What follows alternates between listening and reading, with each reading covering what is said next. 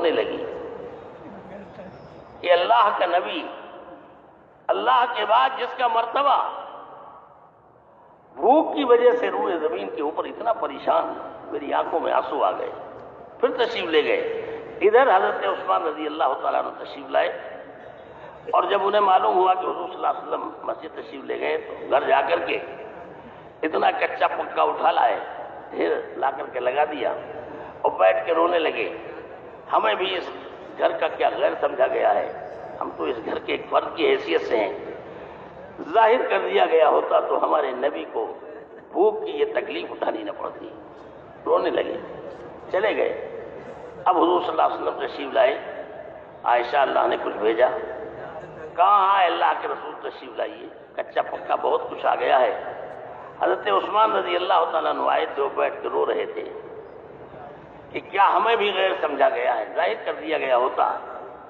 تو حضور صلی اللہ علیہ وسلم نے فرمایا کہ عائشہ، اگر تمہیں نمک کے ڈیلے کی بھی ضرورت پڑے تو صرف اور صرف اللہ کے سامنے ہاتھ اٹھاؤ، کسی کے سامنے ہاتھ پھیلانے کی ضرورت نہیں ہے۔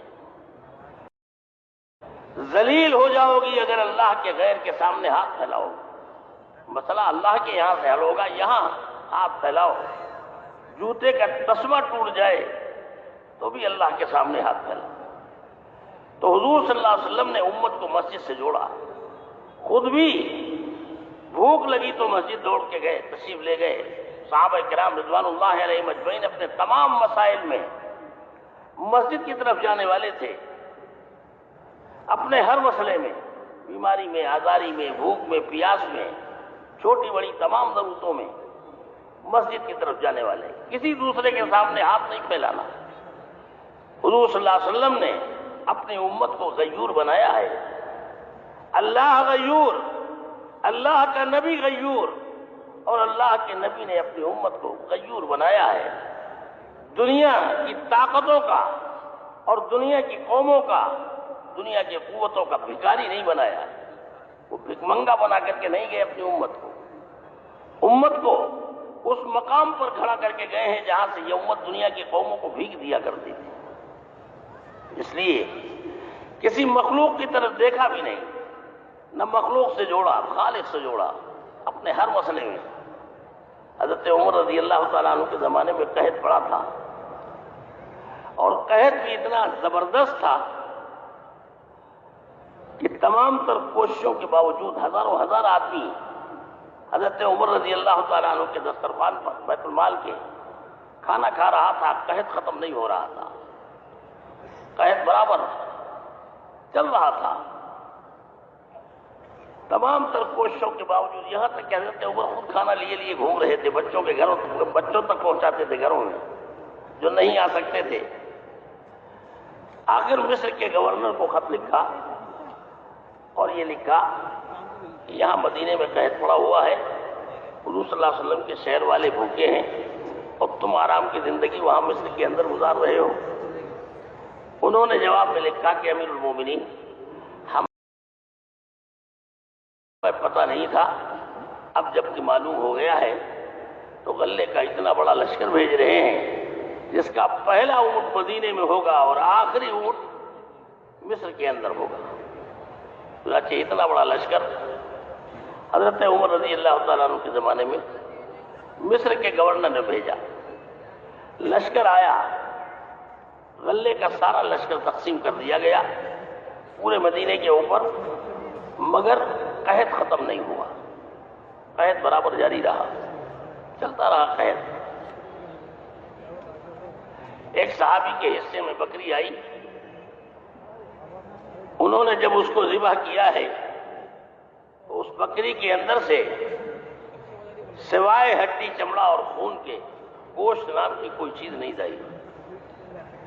جب یہ دیکھا ہمارا یہ حال کہ ہمارا رزق ہمارے جانوروں کے اندر سے بھی اٹھا لیا گیا، سوائے ہڈی، چمڑا، خون کے کچھ بھی نہیں، یہ حال دیکھ کر کے ان کی زبان سے بے اختیار چیخ نکل گئی، واہ محمدہ، ہائے محمد صلی اللہ علیہ وسلم، آج ہمارے اوپر یہ دن آ گئے کہ ہمارا رزق جانوروں کے اندر سے بھی اٹھا لیا گیا ہے۔ آج اگر آپ ہمارے درمیان میں ہوتے تو ہمیں یہ دن دیکھنے نہ پڑتے کہ جانوروں کے اندر سے بھی ہمارا رزق اٹھایا گیا ہے۔ آنکھیں ابل پڑیں، رونے لگے، روتے روتے آنکھ لگ گئی۔ خواب میں حضور صلی اللہ علیہ وسلم کی زیارت ہوئی اور آپ نے ان سے فرمایا جاؤ عمر کو ہمارا سلام کہو، اور عمر سے جا کر کے کہو عمر کیا ہو گیا ہے تمہیں؟ ہم تو تمہیں بڑا عقل مند سمجھتے تھے، کیا ہو گیا ہے؟ یہ دوڑے گئے اور جا کر کے کہا کہ رسول اللہ صلی اللہ علیہ وسلم کے قاصد کو جواب دو۔ امیر المومنین حضور صلی اللہ علیہ وسلم کے قاصد کو آ کر کے جواب دو۔ عجب رسول اللہ صلی اللہ علیہ وسلم اندر سے دوڑے، ننگے پیر بھاگے، کیسے ہو تم؟ حضور صلی اللہ علیہ وسلم کے قاصد کیسے ہو؟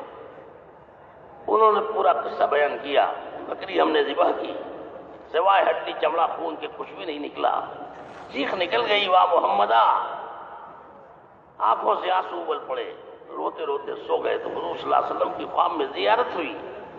آپ نے فرمایا کہ جاؤ عمر کو میرا سلام کہو، کہو عمر ہم تو تمہیں بڑا عقل مند سمجھتے تھے، کیا ہو گیا ہے تم کو؟ امیر المومنین لرز گئے۔ بتاؤ وہ کون سی کمی ہمارے اندر واقع ہوئی ہے جو حضور صلی اللہ علیہ وسلم کے زمانے میں نہیں تھی، جس کی طرف حضور صلی اللہ علیہ وسلم نے اشارہ فرمایا ہے۔ ایک صحابی کھڑے ہوئے، ہم جانتے ہیں کون سی کمی واقع ہوئی ہے، اور وہ کمی یہ ہے کہ حضور صلی اللہ علیہ وسلم نے ہر چھوٹے بڑے مسئلے میں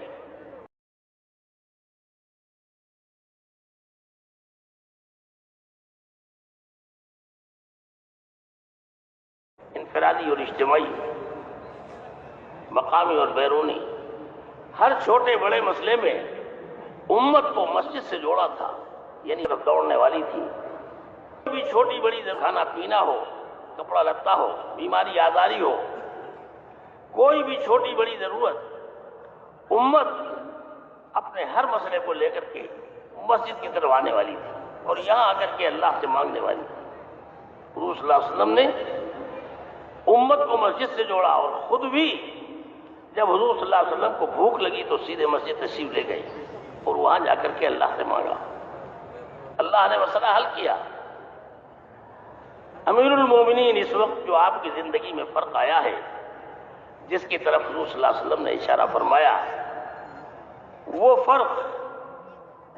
فرق یہ ہے، آپ نے جب آپ کے اوپر ایک حال ڈالا اللہ نے قحط کا، تو آپ نے مسجد کی طرف رخ کر کے مسجد میں جا کر کے اللہ سے مانگنے کے بجائے آپ نے مصر کے گورنر کے سامنے بھیک کے لیے اپنا دامن پھیلایا ہے۔ مصر کے گورنر کے بھکاری بن کے گئے۔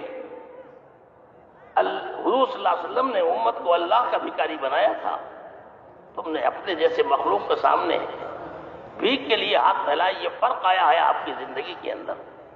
کانپ گئے، لرز گئے۔ صبح سارے لوگ مدینے سے باہر چلیں گے، اعلان کر دیا، بچے بوڑھے سبھی ننگے سر ننگے پیر، جانور بھی ہکا کے لے جائے گئے۔ خطبہ دیا گیا، استسقاء کی نماز پڑھی گئی، اور حضرت عمر کھڑے ہوئے، پورا مجمع چیخیں مار رہا تھا، اے اللہ قصور عمر سے ہوا ہے، بھول اور چوک عمر سے ہوئی ہے، اس کی سزا مدینے والوں کو نہ دے۔ پیاسے ہیں، اے اللہ پانی عطا فرما دے۔ یہ بچے معصوم چھوٹے چھوٹے، یہ پیاسے ہیں، جانور پیاسے ہیں، زمین پیاسی ہے، اے اللہ پانی عطا فرما دے اور ہمیں معاف فرما دے۔ اللہم انا نستغفرک و نستسقیک، مانگ رہے ہیں، چیخیں بلند ہو رہی ہیں، یہاں تک کہ آسمان پر بادلوں کے ٹکڑے آنے لگے، اور جب بادلوں کے ٹکڑے آئے تو لوگوں نے سنا، ان بادلوں کے ٹکڑوں میں سے آواز آنے لگی، عمر تم نے اللہ سے مدد مانگی، اللہ نے تمہارے لیے مدد بھیجی۔ ایسی بارش ہوئی ہے، اتنا جلتھل ہوا ہے کہ سارا کہے تو ایسا زلزلہ کے برابر ہو گیا، سارا کے سارا۔ تو حضور صلی اللہ علیہ وسلم نے امت کو مسجد سے جوڑا تھا. یہ امت دنیا کے لوگوں کی بھکاری نہیں تھی, دنیا کو تو دینے والی تھی. یہ امت بھکاری تو اللہ کی تھی. یہ ایمان صحابہ نے سیکھا تھا جب بنا تھا ان کا, گھر بیٹھے نہیں. تعلمنا الایمان ثم تعلمنا القرآن. ہم نے یہ ایمان سیکھا ہے, دھکے کھائے ہیں اس ایمان کے لیے, اس کے بعد ہم نے قرآن سیکھا ہے. ماؤں کی گود میں بچوں نے پیاس اور بھوک کی وجہ سے تڑپ تڑپ کر کے اپنی جانیں دے دی ہیں. روتے روتے منہ کھلا رہ گیا ہے, آواز بند ہو گئی ہے, دم نکل گیا ہے. پتھروں کے نیچے دبائے گئے ہیں, ریت پہ گھسیٹے گئے ہیں, جب جا کر کے یہ ایمان بنا ہے.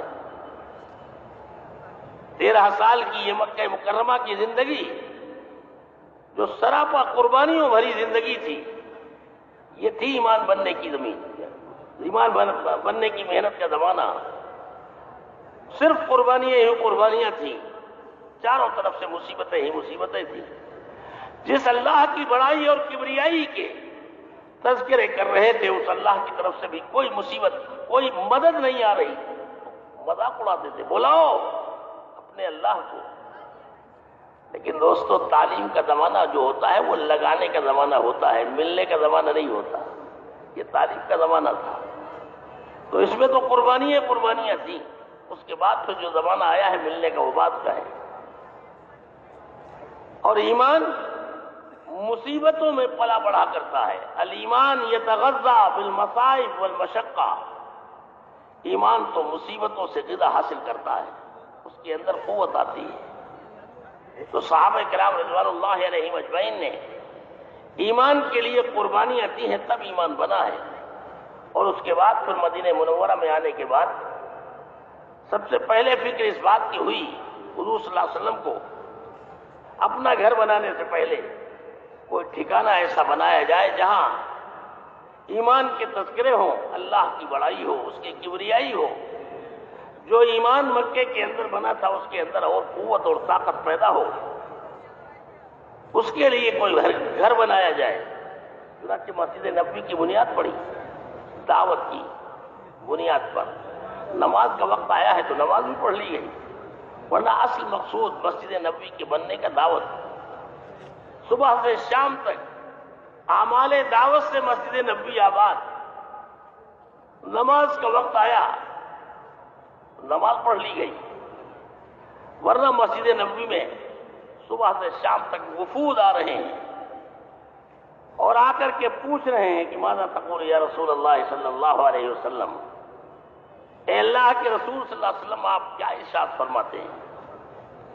حضور صلی اللہ علیہ وسلم ایمانیات, حشر و نشر, جنت و جہنم, اللہ کی بڑائی اور کبریائی بیان کرتے, متاثر ہوتے اور متاثر ہو کر کے ایمان قبول کر لیتے. پھر ان آنے والوں کو حضور صلی اللہ علیہ وسلم صحابہ کرام رضوان اللہ علیہ مجمعین کے حوالے کرتے کہ لے جاؤ, ان کو دین سکھلاؤ, دین کی محنت سکھلاؤ, اور ان کو کھانا بھی کھلاؤ.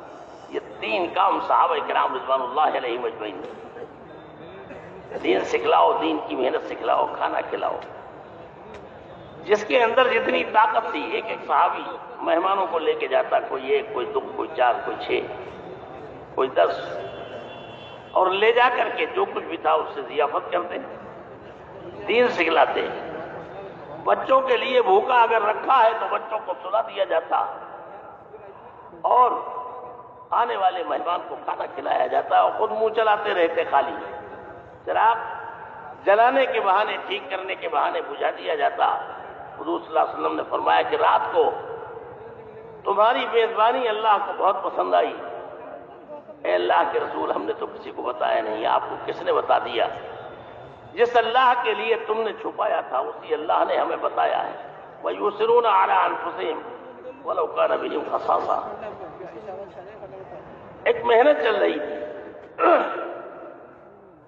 حضرت سعد ابن عبادہ رضی اللہ تعالیٰ عنہ ان آنے والے مہمانوں میں 80 مہمانوں کو روزانہ اپنے گھر لے جاتے تھے, اور ان کے یہاں پوری ترتیب قائم تھی. یہ ایمان سیکھنے کا حلقہ ہے, یہ نماز کے سیکھنے کا حلقہ ہے, یہ قرآن کے سیکھنے کا حلقہ ہے. کھانا بھی کھلایا جا رہا ہے، اور اعمال عبادت اور اعمال دعوت دونوں کے اوپر محنت کی جا رہی ہے۔ اس صورت سے مسجد نبوی کے اندر ان آنے والوں کو ایمان اور دعوت کی محنت یہ سارا کے سارا سکھایا جا رہا ہے۔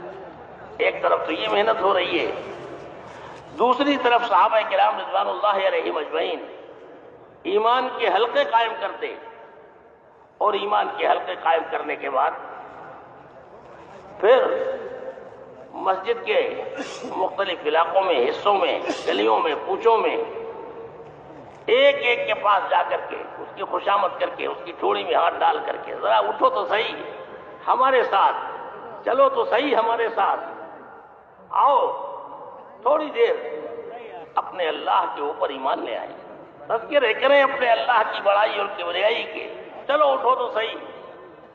یہ ایمان والے صحابہ کرام رضوان اللہ علیہم اجمعین کامل ایمان والے، جن کے ایمانوں کی تائید اللہ نے کی ہے، ایمانوں کے پہاڑ، ان ایمان والوں کے اوپر گشت کیا جا رہا ہے، اور گشت کرنے والے بھی کامل ایمان والے ہیں۔ حضرت ابو ہریرہ گشت کر رہے ہیں، معاذ ابن جبل گشت کر رہے ہیں، ابی ابن کعب گشت کر رہے ہیں، حضرت عمر رضی اللہ تعالیٰ عنہ گشت کر رہے ہیں۔ اور گشت کے مراد صرف ملاقاتیں کرنا نہیں ہے، گشت برائے گشت نہیں، برائے ملاقات نہیں، بلکہ گشت برائے مسجد، ایک ایک کو نقد اٹھا کر۔ حضرت ابو ہریرہ رضی اللہ تعالیٰ عنہ نے جب مسجد میں بھیجا ہے، جاؤ حضور صلی اللہ علیہ وسلم کی میراث تقسیم ہو رہی ہے، تم یہاں دھندے میں لگے ہوئے ہو۔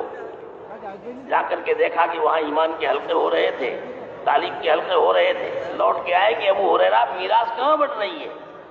کیا دیکھا تم نے مسجد کے اندر؟ وہاں تو ایمان کے حلقے ہو رہے تھے، قرآن سیکھا جا رہا تھا، دین کی محنت سیکھی جا رہی تھی۔ فرمایا یہی تو ہے نبی کی میراث، اور کیا تم سمجھتے ہو کہ دینار و درہم ہے؟ صحابہ کرام رضوان اللہ علیہم اجمعین کی محنت کا یہ نمونہ اور نقشہ، یہ حجت ہے قیامت تک آنے والی امت کے لیے۔ گشت سے مخصوص صرف ملاقاتیں نہیں ہیں کہ ملاقاتیں کرتے ہوئے اپنے گھروں کو چلے جاؤ، یہ نہیں، بلکہ ملاقات سے مقصود وہ ترتیب ہے جس کے اوپر اللہ کے رسول جناب محمد الرسول اللہ صلی اللہ علیہ وسلم نے صحابہ کو اٹھایا تھا، کہ ملاقاتیں کر کے نقد اٹھا کر کے ان کو مسجد کے اندر لانا اور ایمان کے حلقوں کے اندر جوڑنا، اللہ کے تذکرے اور بڑائی اس کا بیان کرنا۔ ان حلقوں کے اندر حضرت عمر رضی اللہ تعالیٰ عنہ دو ایک کو لے کے آ رہے ہیں، ترغیب دیتے ہوئے مسجد کی، کہ جب کبھی کوئی آدمی ایمان کی ایک بات سیکھنے اور سکھانے کے لیے مسجد کی طرف چلتا ہے تو اللہ پاک اسے ایک کامل حج کا ثواب عطا فرماتے ہیں۔ ہر قدم فرشتوں کے پروں کے اوپر پڑتا ہے، دنیا کی ساری مخلوق اس آدمی کے لیے اللہ سے مغفرت کی دعا مانگ رہی ہے، ترغیب دیتے ہوئے آ رہے ہیں، کامل حج کا ثواب بھی مل رہا ہے۔ تو حضرت عبداللہ ابن رواحہ گشت کر رہے ہیں، حضرت ابی ابن کعب گشت کر رہے ہیں، بازار کے اندر حضرت ابو ہریرہ گشت کر رہے ہیں۔ تو یہ گشت صرف ملاقات نہیں بلکہ نقد لا کر کے مسجد کے اندر جوڑنا۔ حضرت عمر رضی اللہ تعالیٰ عنہ فرماتے ہیں، ہم جو تمہیں مسجد کے اندر لا کر کے جوڑتے ہیں اور یہاں اللہ کی بڑائی اور کبریائی کے تذکرے ہوتے ہیں، اس سے ہمارے ایمان میں اضافہ ہوتا ہے۔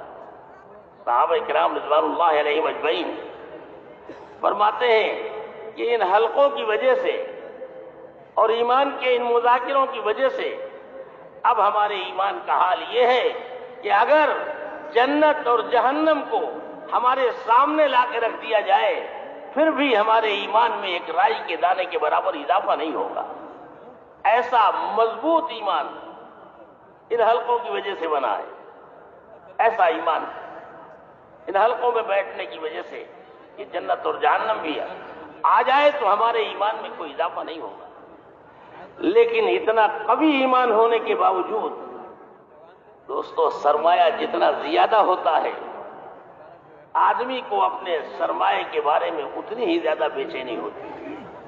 ایمان کا اتنا بڑا سرمایہ میرے بعد اگر کوئی نبی ہوتا تو وہ عمر ہوتے.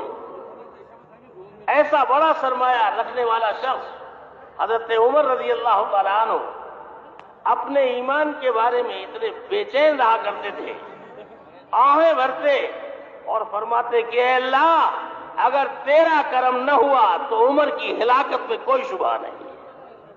آہیں بھرتے ہوئے حضرت حذیفہ رضی اللہ تعالیٰ عنہ، جن کو حضور صلی اللہ علیہ وسلم نے منافقین کی فہرست دی تھی اپنی خلافت کے زمانے میں، حضرت عمر رضی اللہ تعالیٰ عنہ نے حضرت حذیفہ سے فرمایا کہ حذیفہ، منافقین کی وہ فہرست جو تمہیں اللہ کے رسول صلی اللہ علیہ وسلم دے کے گئے ہیں، ہم یہ نہیں کہتے کہ وہ لا کر کے ہمیں دے دو، جو اللہ کے رسول نے تمہیں دیا ہے وہ تمہارے پاس مبارک. ہم تو صرف اتنا چاہتے ہیں کہ اس فہرست کو لے کر کے آؤ اور لا کر کے ہمارے سامنے ذرا اس فہرست کے ناموں کو پڑھو اور بتاؤ. ہم یہ دیکھنا چاہتے ہیں کہ منافقین کی اس فہرست کے اندر کہیں عمر کا نام تو نہیں آ رہا ہے. ایسا کبھی ایمان. حقیقت یہ ہے کہ جس کے پاس جتنا بڑا سرمایہ ہوتا ہے وہ اتنا ہی زیادہ بے چین ہوتا ہے. وہ تو منافق ہوتا ہے جسے اپنے ایمان کی کوئی فکر نہیں ہوتی. یہ ایمان بنا تھا ان ایمان کے حلقوں کی وجہ سے، جس میں روزانہ نقد اٹھا کر کے لا کر کے جمع کرتے اور اللہ کی بڑائی اور کبریائی کے تذکرے کرتے. اللہ اپنے بندوں کے اوپر کتنے شفیق ہیں اور کتنے مہربان ہیں. وہ تو ان حلقوں میں بیٹھ کر کے جب تذکرے ہوتے، اذا تکرر الکلام علی السمع تقرر فی القلب، دل کے اندر بات اتر جاتی ہے. جب بار بار ایک بات کان سے ٹکراتی ہے اب یقین ہوتا ہے کہ اللہ کا کیسا تعلق پڑتا ہے. جب اللہ کی دنیا کی ساری ماؤں کی محبتیں ایک جگہ جمع کر دی جائیں پھر بھی اللہ کو اپنے ایک گنہگار بندے سے جتنی محبت ہے، خدا کی قسم یہ ساری ماؤں کی محبتیں اللہ کی اس محبت کا مقابلہ نہیں کر سکتی. وما ربک بظلام للعبید، تمہارا پروردگار تمہارے اوپر کبھی ظلم نہیں کرتا. اتنا تعلق ہے اللہ کو ہم سے. ایمان کے ان حلقوں میں آ کر کے بیٹھو اور سنو کہ اللہ پاک کیسے کریم ہے. حضور صلی اللہ علیہ وسلم نے ٹھنڈی سانس لے کر کے فرمایا تھا، عورت کے بچے کی طرف دیکھ کر کے پوچھا تھا بتاؤ اس عورت سے اگر کہا جائے آگ کے شعلوں میں ڈال دے تو ڈال دے گی؟ صحابہ نے کہا کہ نہیں. تھوڑی دیر کے لیے نظروں سے اوجھل ہو گیا تھا، تب تو اس کی دیوانگی کا حال یہ تھا. فرمایا آہ بھر کر کے تمہیں اس وقت جو یہ نظر آ رہا ہے عورت کو اپنی بچے سے کتنی محبت ہے، اس کی بے چینی تمہیں بتا رہی ہے. یہ کبھی تیار نہیں ہوگی کہ اپنے بچے کو آگ کے اندر ڈال دے. ٹھنڈی سانس لے کے فرمایا خدا کی قسم جس کے قبضے میں میری جان ہے، اللہ بھی اپنے بندوں کو کبھی آگ میں ڈالنا نہیں چاہیے. لیکن بندے اگر خود ہی اپنے پیروں پر کلہاڑی ماریں اس کا کیا علاج ہے؟ تو دوستو یہ ایمان بنتا ہے اور یہ تعلق قائم ہوتا ہے ایمان کے ان حلقوں میں. جو صحابہ کرام رضوان اللہ علیہم اجمعین حلقے قائم کرتے تھے اور روزانہ نقد اٹھا کر کے مسجدوں کے اندر لاتے تھے. آج ہمارے بڑے تو یہی کہہ رہے ہیں 2.5 گھنٹے کی بات کیا ہے، 2.5 گھنٹہ تو بالکل ابتدا ہے. 2.5 گھنٹے تو ابتدا ہے. ہمیں آنا وہاں پر ہے جہاں پر ہمارے نبی جناب محمد الرسول اللہ صلی اللہ علیہ وسلم صحابہ کو چھوڑ کے گئے. محنت کرتے کرتے آنا تو وہاں تک ہے. ملاقاتوں اور گشتوں کے ذریعے سے اللہ کے بندوں کو گناہوں کے دلدل سے نکال کر کے، عیاشی کے اڈوں سے، بازاروں سے، دکانوں سے، ان جگہوں سے اللہ کے بندوں کو نکال کر کے اور اللہ کے سامنے لا کر کے مسجدوں میں کھڑا کرتے ہیں.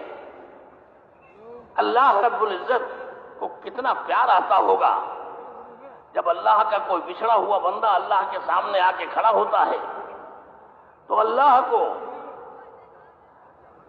ایسی محبت ہوتی ہے اور ایسی خوشی ہوتی ہے کہ جیسے برسوں سے بچھڑا ہوا کوئی دوست کسی دوست سے مل جائے تو کتنی خوشی ہوتی ہے، اللہ کو اس سے زیادہ خوشی ہوتی ہے۔ ہمارا بہکا ہوا بندہ ہمارے پاس آ گیا، ہمارے سامنے آ گیا۔ کوئی آدمی کسی آدمی کو، کسی بچے کو گناہوں کے دلدل میں نہیں بلکہ گندے نالے کے اندر پڑا ہوا دیکھ لے اور کوئی اس کو نکالنے والا نہ ہو، بچہ ہاتھ پیر مار رہا ہو نکلنے کے لیے، یہ دوڑ کر کے جا کر کے اس بچے کو اٹھائے، نکالے اور نکال کر کے اس کو نہلا دھلا کر کے صاف کرے۔ صاف کرنے کے بعد پھر جن ماں باپ کا وہ بچہ ہے ان کو لے جا کر کے دے۔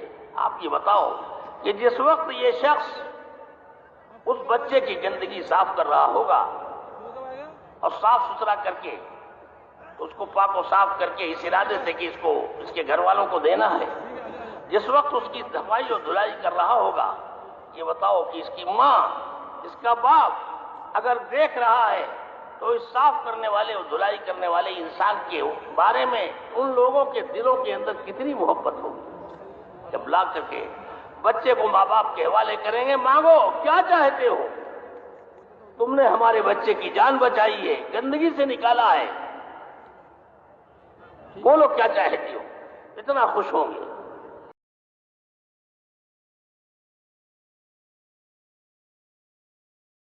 خدا کی قسم، اللہ پاک جب اللہ کا کوئی بندہ اللہ کے کسی بندے کو گناہوں کے دلدل سے نکال کر کے، ان ماں باپ سے ہزاروں گنا زیادہ محبت ہوتی ہے، اور اس لڑا جانے والے کی تو اللہ کو ان ماں باپ سے ہزاروں گنا زیادہ محبت ہوتی ہے، اور اس لے جانے والے کے اوپر کتنی محبت ہوتی ہے اس کا ہم اندازہ نہیں کر سکتے۔ تو ان ملاقاتوں کے ذریعے سے پوری امت کے اوپر اتنی محنت کرنی ہے کہ امت پھر اسی صورت سے مسجدوں سے جڑے، اپنے مسائل کے لیے دنیا کی قوموں کے سامنے بھیک مانگنے کے لیے نہ جائے، یہود و نصارہ کے سامنے یا دنیا کی قوموں کے سامنے اپنے مسائل کو لے کر کے نہ جائے۔ ہمارے مسئلے کے حل کے لیے ہمارا اللہ کافی ہے، ہمیں کسی کے سامنے ہاتھ پھیلانے کی ضرورت نہیں ہے۔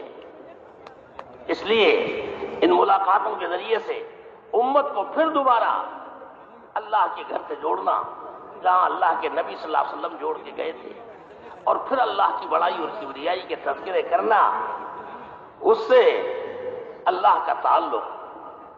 حضور صلی اللہ علیہ وسلم تشریف فرما تھے ایک مرتبہ، حضرت علی رضی اللہ تعالیٰ عنہ، حضرت علی رضی اللہ تعالیٰ عنہ یہ بھی بیٹھے ہوئے تھے۔ حضور صلی اللہ علیہ وسلم نے سر اٹھایا، آپ مسکرائے، تو حضرت علی رضی اللہ تعالیٰ عنہ نے آپ کو جب مسکراتا ہوا دیکھا تو وہ حضرت علی رضی اللہ تعالیٰ عنہ ہنسنے لگے۔ تو حضور صلی اللہ علیہ وسلم نے حضرت علی رضی اللہ تعالیٰ عنہ سے پوچھا کہ علی، کاہے کے لیے ہنسے ہو تم، کیا بات ہو گئی، تمہیں کیوں ہنسی آئی؟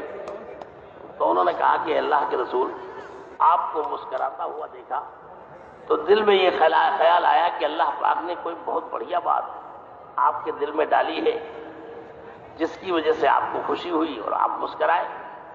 تو میں نے جب آپ کو مسکراتا ہوا دیکھا تو میں بھی ہنسنے لگا۔ تو حضور صلی اللہ علیہ وسلم نے پوچھا، فرمایا علی پوچھتے کیوں نہیں ہو کہ ہم کیوں مسکرائے، بتاؤ تو صحیح، پوچھو تو صحیح۔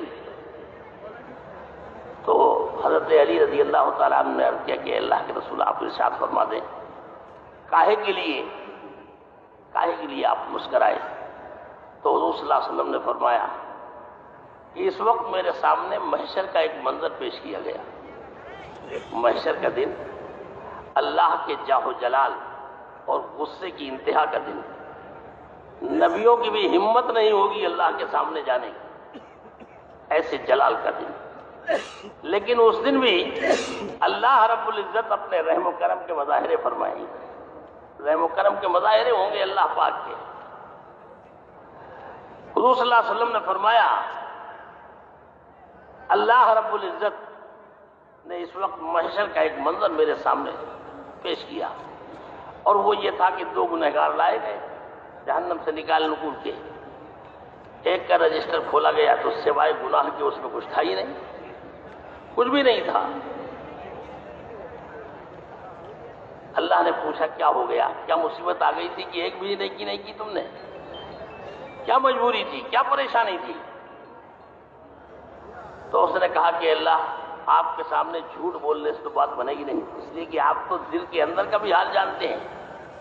صحیح بات یہ ہے کہ جتنے بھی گناہ ہیں وہ سب ہم نے جان بوجھ کے کیے۔ آپ کی نافرمانی دانستہ ہوئی ہے، نادانستہ یا دھوکے سے نہیں ہوئی ہے، اقرار کر رہے ہیں آپ کے سامنے۔ اللہ فرمائیں گے اچھا پھینکو اسے جہنم میں، لے جاؤ اسے۔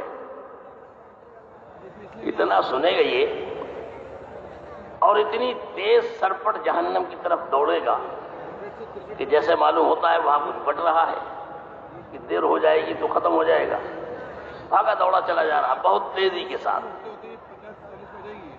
اللہ پاک غور سے دیکھیں گے اسے، دوسرے کو بلائیں گے بھائی تم آؤ، ان کا بھی حال وہی جو حال ہے ان کا وہی ہے ان کا، تم سے کیا ہو گیا، تمہارے بھی کوئی نیکیاں ہیں ہی نہیں۔ وہ بھی کہے گا کہ اللہ جان بوجھ کے گناہ ہوئے ہیں، بہانہ بنانے سے کوئی بات نہیں بنے گی، آپ تو دلوں کا حال جانتے ہیں، اچھا لے جاؤ اسے بھی پھینکو جہنم۔ اس کے لیے جب حکم ہوگا تو پہلے والا تو بہت تیزی سے دوڑتا ہوا گیا اور یہ جو ہے یہ بہت آہستہ آہستہ چلے گا اور مڑ کے دیکھے گا اللہ پاک کی طرف، پھر چلے گا، پھر مڑ کے دیکھے گا۔ اللہ پاک کو اس کی یہ چال عجیب سی لگے گی۔ پہلے والا تو بہت تیزی سے بھاگتا ہوا گیا اور دوسرا والا اس سے چلا ہی نہیں جا رہا، گر گر پڑ رہا ہے۔ اللہ پاک دونوں کو بلائیں گے، بلاؤ ان دونوں کو۔ پہلے والے سے پوچھا، یہ محشر کا منظر ہے، پہلے والے سے پوچھا کہاں جا رہے تھے تمہیں معلوم ہے؟ اے اللہ آپ نے دنیا کی آگ سے ہزاروں گنا تیز آگ کے اندر جہنم کا فیصلہ کیا ہے، میں بھاگا چلا جا رہا تھا دوڑا ہوا اسی کی طرف، تم تو ایسے جا رہے تھے جیسے معلوم ہوتا ہے وہاں خزانہ لوٹ رہا ہے کچھ، دیر ہو جائے گی تو ختم۔ کہا اللہ یہ بات نہیں، یہ سوچ کر کے میں دوڑ رہا تھا کہ دنیا کے اندر آپ سامنے نہیں تھے، ہم نے گناہ کیے، دنیا کی آگ سے ہزاروں گنا تیز آگ کے اندر آپ نے جلانے کا فیصلہ کر دیا ہے، یہاں آپ سامنے ہیں، میں بھاگ رہا تھا اس لیے تیزی سے کہ آپ کے سامنے اگر آپ کے حکم کے پورا کرنے میں ذرہ برابر بھی غفلت ہوئی تو پتہ نہیں کتنی تیز آگ کے اندر اور آپ ڈالنے کا فیصلہ کرتے ہیں، اس لیے میں بھاگا چلا جا رہا تھا ڈر کی وجہ سے۔ بہت غور سے دیکھیں گے اللہ، بندہ تو میرا ہی ہے، کسی اور کا تو نہیں ہے۔ اللہ کو اپنے بندوں سے، ماں باپ سے ہزاروں گنا زیادہ محبت ہے۔ عمر بھر کا نافرمان بیٹا اگر آ کر کے ماں کے پیر پکڑ لے اور آنسو بہانا شروع کر دے اور معافی مانگنا شروع کرے، اتنا معافی مانگے، کون کٹھور دل ماں ہوگی جو اسے معاف نہیں کرے گی؟ اللہ کو تو ماں باپ سے ہزاروں گنا زیادہ محبت ہے۔ اللہ تو یہ فرماتے ہیں فرشتوں یہ بتاؤ میں اپنے اس بندے کو اگر معاف نہ کروں تو میرا یہ بندہ اپنے گناہوں کو لے کے کہاں جائے گا؟ کون ہے جو اس کے گناہوں کو معاف کرے؟ بندہ میرا ہے، گناہ میرا کیا ہے، اس نے جرم کیا ہے۔ فرمائیں گے اللہ پاک اچھا ٹھہرو، اس کی بات سن کر کے ٹھہرو۔ دوسرے سے پوچھیں گے تم کو کیا ہوا تھا بھائی؟ انہوں نے کہا کہ دنیا کے اندر ہم نے سنا تھا آپ نے رحم و کرم کے 100 حصے کیے ہیں، ایک حصہ ساری دنیا کو بانٹ دیا ہے، 99 اپنے پاس رکھے۔ تو میں یہ سوچ رہا تھا کہ پتہ نہیں اس ایک حصے کا کون سا ذرہ میری ماں کو ملا ہوگا۔ اس کا نتیجہ یہ تھا کہ میری ماں کبھی برداشت نہیں کر سکتی تھی کہ میرا بچہ آگ میں جلے، کبھی اگر میں نے ہاتھ بڑھایا بھی تو میری ماں نے روک لیا۔ اس معمولی سے ذرے کی محبت کا عالم ہی تھا۔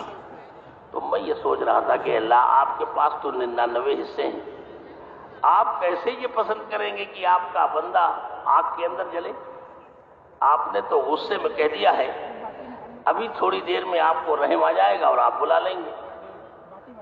اور دیکھا ہے اللہ آپ نے بلا لیا. میں تو اسی لیے دھیرے دھیرے چل رہا تھا کہ شاید اب بلا لیں. آپ نے بلا لیا, آپ کو ترس آ گیا میرے اوپر. آپ تو رحیم و کریم ہیں. اللہ پاک اس کی بھی بات سنیں گے. پہلا تو ڈر کی وجہ سے بھاگ رہا تھا, دوسرا امید کی وجہ سے.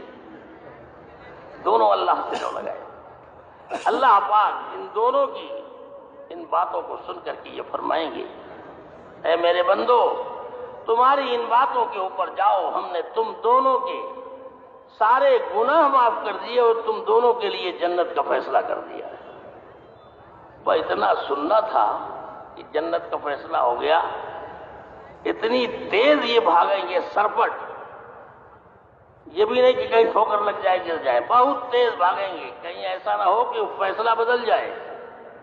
لہذا اس تیز بھاگیں گے کہ اللہ کو ان بندوں کے بھاگنے کے اوپر کیسے ہیں میرے بندے. عجیب ہے یہ بھی, اللہ کو ان کی بھاگ دوڑ دیکھ کر کے ہنسی آئی. اور اے علی, جب اللہ کو ہنسی آئی تو مجھے بھی ہنسی آئی. تو حضرت علی نے فرمایا کہ اللہ کے رسول پھر ہمیں بھی ہنسی آئی. یہ واقعات دوستو, آؤ مسجدوں کے اندر ان ایمان کے حلقوں کے اندر بیٹھ کر کے سنیں. ان سے بنے گا ایمان. ایمان بازاروں میں نہیں بنے گا, دکانوں پر بیٹھ کے نہیں بنے گا, گھروں کے اوپر بیٹھ کے نہیں بنے گا. ایمان بننے کی جگہ یہ اللہ کے گھر ہیں, یہ مسجدیں ہیں. صحابہ کا ایمان یہی بنا تھا, ابو بکر کا ایمان یہاں بنا, حضرت عمر رضی اللہ تعالی عنہ ان کا ایمان یہاں بنا, عشرہ مبشرہ کا اور تمام صحابہ کرام رضوان اللہ علیہم اجمعین کا ایمان مسجدوں میں بنا ہے.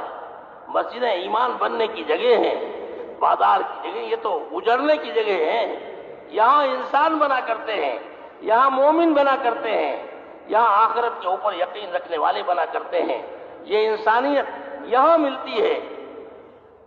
دوسرے مقامات پر دہشت گردی ملتی ہے, درندگیت ملتی ہے, حیوانیت ملتی ہے. دنیا کی کوئی قوم آج تک ان ایمان والوں کی مثال نہیں بنا سکی ہے.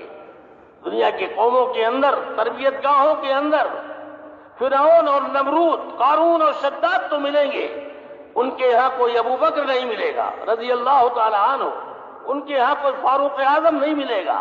یہ اگر ملیں گے تو آؤ اور مسجد کے ماحول میں جناب محمد الرسول اللہ صلی اللہ علیہ وسلم کے طریقہ تعلیم اور تربیت پر جب آؤ گے تو یہ ایمان یہاں بنے گا. ایمان بننے کی جگہ یہ ہے, یہاں بنے گا ایمان. تو صحابہ کرام رضوان اللہ علیہم اجمعین ایمان کے حلقے قائم کرتے اور ان کے اندر اللہ کے تذکرے, اللہ کی بڑائی اور کبریائی, جس سے ایسا ایمان بنا تھا, ایسا ایمان بنا تھا کہ بچے بچے کے ایمان کا حال یہ تھا. کہا گیا ایک جانور ہمیں دے دو, پیسے تمہیں مل جائیں گے, مالک سے کہہ دینا کہ بھیڑیا کھا گیا. چھوٹا سا بچہ, معصوم سا بچہ ہے, بھیڑیا کھا گیا, مالک کو کیا خبر. تو اس بچے نے یہ کہا تھا, فَأَيْنَ اللَّهُ, ہم اپنے اس مالک سے تو کہہ دیں گے بھیڑیا کھا گیا, لیکن ہمارا وہ اللہ جو ہمیں دیکھ رہا ہے, ہم اس کے یہاں کیا جواب دیں گے. یہ ایمان بچے بچے کا بنا تھا, گھر گھر کے اندر اس ایمان کا ماحول. اور پھر دوستوں اور بزرگوں, یہ ایمان لے کر کے صحابہ کرام رضوان اللہ علیہم اجمعین مدینہ کے اندر مقامی محنت کے ذریعے سے جو یہ ایمان بنا تھا, پھر اس ایمان نے ان کو چین سے بیٹھنے نہیں دیا. یہ ایمان لے کر کے دنیا کے گوشے گوشے میں پھرے ہیں. پھر یہ مدینہ منورہ کے بارے میں حضرت عمر رضی اللہ تعالیٰ عنہ نے صحابہ کرام رضوان اللہ علیہم اجمعین سے فرمایا, مدینہ جس کو اپنی رہائش گاہ مت سمجھو, یہ تمہاری رہائش گاہ نہیں ہے, عارضی قیام گاہ سمجھو. اس صورت سے ایک مسافر چلتے چلتے کوئی سرسبز و شاداب میدان دیکھتا ہے تو اپنی سواری کو چھوڑ کر کے تھوڑی دیر آرام کر لیتا ہے, سواری چل لیتی ہے, پیٹ بھر لیتی ہے, اس کے بعد پھر وہ تیار ہو کے چل دیتا ہے. مدینہ تمہارے لیے ایسی ہی عارضی قیام گاہ ہے. آؤ تھوڑے دنوں رکو, پھر تیاری کر کے اللہ کے راستے میں چلے جاؤ۔ یہاں اس زمانے میں تو مشہور تھا کہ عورتیں مرا کرتے ہیں گھروں پر، عورتیں مرا کرتی ہیں گھروں پر، بچے مرا کرتے ہیں، مرد تو اللہ کے راستے میں جان دیا کرتے ہیں۔ ایک نوجوان کو اس کے انتقال کو دیکھا تو حضور صلی اللہ علیہ وسلم نے بڑی اس سے فرمایا کاش یہ مرنے والا نوجوان اللہ کے راستے میں مرا ہوتا۔ صحابہ کرام رضوان اللہ علیہ مجمعین کی بے چینی، اللہم ارزقنی شہادۃ فی سبیلک، اب اس ایمان کو لے کے چل رہے بے چین، کس صورت سے ایک ایک فرد دنیا کے ایک ایک انسان کو جہنم سے بچایا جائے، کس صورت سے اللہ کی فرمانبرداری کے اوپر زندگی گزارنے والے بن جائیں، بے چین ہیں، نکل رہے ہیں اللہ سے، مانگ رہے ہیں، دعائیں کرا رہے ہیں کہ اللہ ہمیں اپنے راستے کے اندر نکلنے کی توفیق نہیں، اپنے راستے کی شہادت نصیب فرما۔ مدینہ طیبہ کی تمام تر عظمت کے باوجود حضور صلی اللہ علیہ وسلم تشریف فرما ہے، مسجد نبوی ہے، جنت کی کیاری ہے، جبرائیل کی آمد و رفت ہے، ان تمام عظمتوں کے باوجود آخری زمانے میں ایمان سمٹ کر کے مدینے میں ایسا آ جائے گا جیسے شام کے وقت سانپ اپنے بل میں آیا کرتا ہے، اس صورت سے مدینہ طیبہ جہاں ہر ایمان والا چاہتا ہے کہ کم سے کم ایک مرتبہ زیارت ہی ہو جائے، زندگی وہاں گزرنے کو مل جائے، اس سے بڑی سعادت کیا۔ لیکن صحابہ مدینہ طیبہ کے اندر قیام کے مقابلے میں اللہ کے راستے میں نکل کر کے دھکے کھانا اور ٹھوکریں کھانا، یہ مدینے کے قیام سے بھی زیادہ ان کو محبوب تھا۔ حکم ہو گیا تو شام کی رات نہیں ہونے پائی، اللہ کے راستے میں نکل گئے، صبح کی شام نہیں ہونے پائی کہ اللہ کے راستے میں نکل گئے۔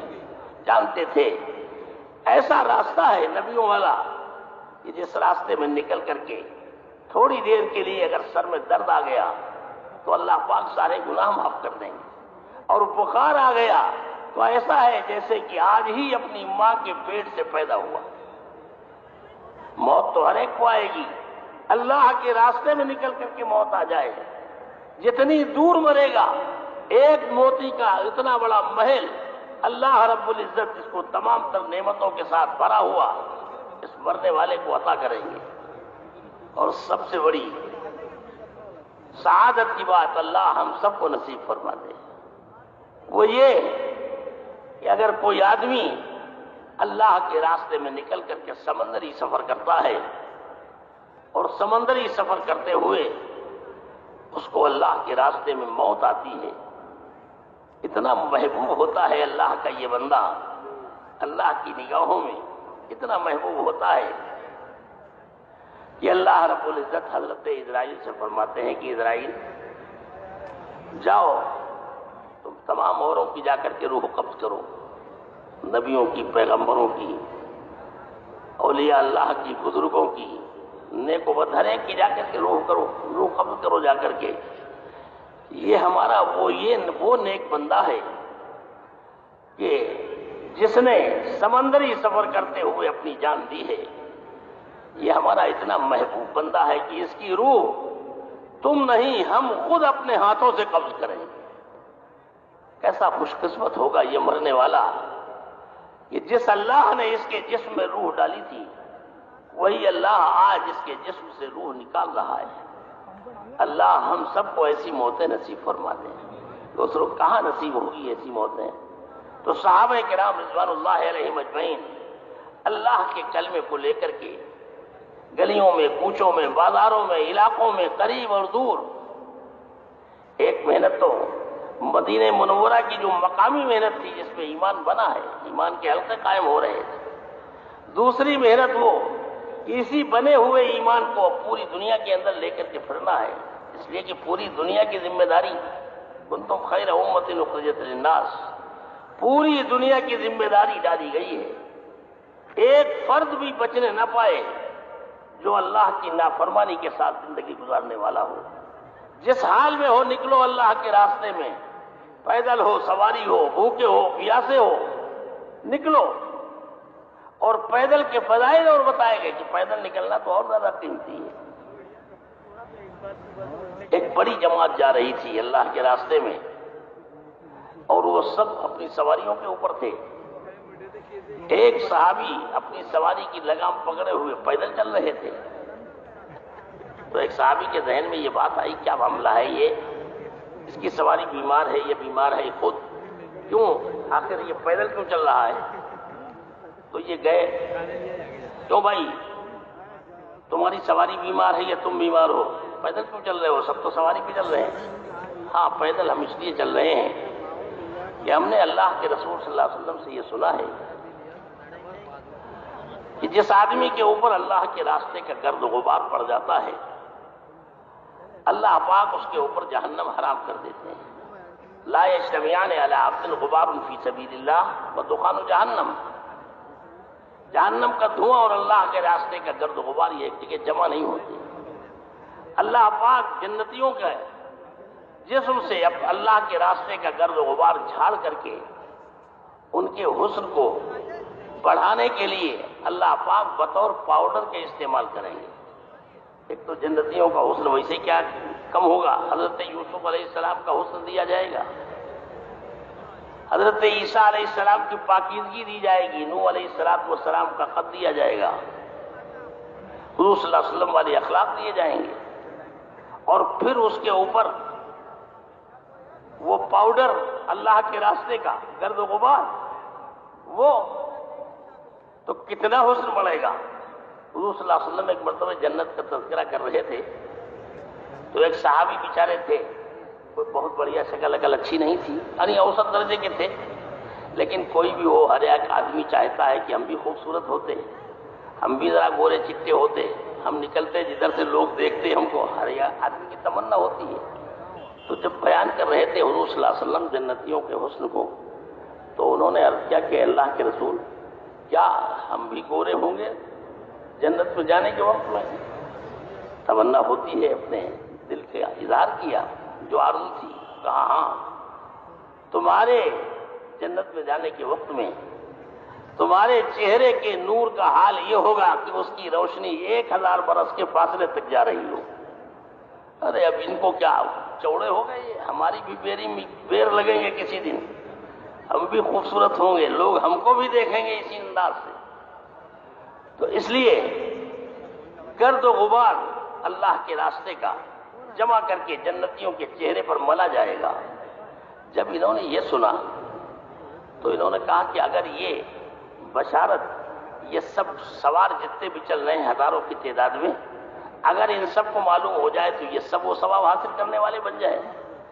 چنانچہ انہوں نے یہ ترکیب نکالی کہ اپنی سواری کے اوپر سوار ہو کر کے آخری جماعت کا جو حصہ تھا وہاں پہنچے اور وہاں کھڑے ہو کر کے زور سے پکارا کہ فلاں ابن فلاں ابن فلاں، تم پیدل کاہے کو چل رہے ہو؟ تم بیمار ہو یا تمہاری سواری بیمار ہے؟ وہ سمجھ گئے یہ آدمی ابھی تو پوچھ کے گیا ہے، اب جو اتنی زور سے چیخ کر کے پوچھ رہا ہے جس کا مقصود یہ ہے کہ یہ سارے کے سارے سن لیں. چنانچہ انہوں نے بھی اسی زور سے جواب دیا، نہ ہم بیمار نہ ہماری سواری بیمار، ہم نے اللہ کے رسول صلی اللہ علیہ وسلم سے یہ سنا ہے کہ جس آدمی کے اوپر اللہ کے راستے کا گرد و غبار پڑ جاتا ہے اللہ اس کے اوپر جہنم حرام کر دیتے ہیں، اس لیے ہم پیدل چل رہے ہیں. اتنا سننا تھا کہ جتنے صحابہ کرام رضوان اللہ علیہم اجمعین سواری پہ چل رہے تھے وہ سارے کے سارے اتر کر کے پیدل چلنے لگے. فرماتے ہیں آج کے دن سے زیادہ میں نے اللہ کے راستے میں پیدل چلنے والے نہیں دیکھے.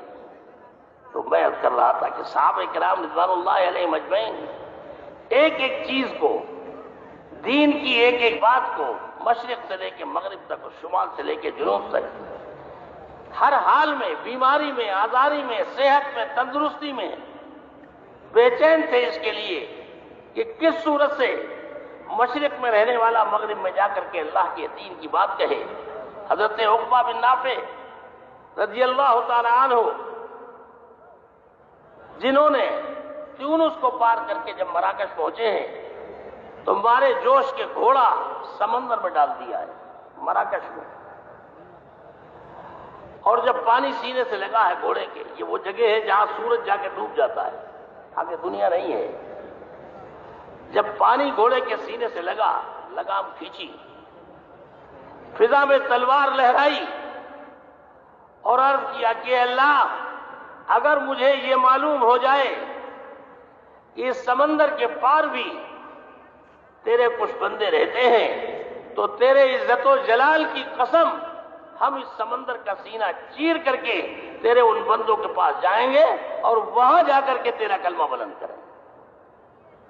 ایک ایک آدمی بے چین ہے اللہ کے راستے میں جو کچھ سیکھا ہے اس کو لے کر کے جانا ذمہ داری. دنیا میں کوئی امت اس کے لیے پیدا ہی نہیں کی گئی سوائے اس امت کے. اس کے اوپر یہ ذمہ داری ڈالی گئی. مشرق سے لے کے مغرب تک اور شمال سے لے کے جنوب تک رہنے بسنے والی تمام بشریت 100% اللہ کی فرمانبرداری کے ساتھ زندگی گزارنے والی بنے. اس کے لیے اس امت کو مانگا گیا ہے.